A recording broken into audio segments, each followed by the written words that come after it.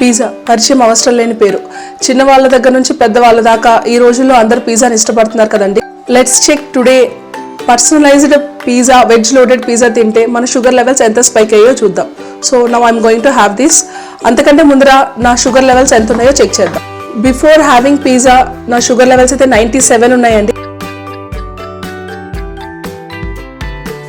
Pizza తినైతే 2 hours అయిందండి. Let's check నా బ్లడ్ షుగర్ లెవెల్స్ ఎంత స్పైక్ అయ్యో చూద్దాం. సో చూసారు కదండి నా షుగర్ లెవెల్స్ 172. మీరు కనుక కెచప్ పక్కన కూల్ డ్రింక్ వీటితో కలిపి తీసుకున్నారంటే ఇంకా స్పైక్ అనేది నెక్స్ట్ లెవెల్ ఉంటుంది. పిజ్జాలో జిఐ వాల్యూ అనేది చాలా ఎక్కువ ఉంటుందండి. మెయిన్ ఏంటంటే మన పిజ్జా కింద ఉండే base full of maida. So it has a very high GI value. But పైన మనకి చీజ్, వెజ్ లోడెడ్ వెజ్జీస్ అన్ని వేసుకుంటాం కదా, దానిలో జిఐ వాల్యూ అయితే తక్కువ ఉంటుందండి. పిజ్జాలో షుగర్ని పెంచడమే కాదండి, ఇందులో సాచురేటెడ్ ఫ్యాట్ ఉంటుంది, సోడియం కంటెంట్ ఎక్కువ ఉంటుంది, కార్బ్స్ ఎక్కువ ఉంటాయి.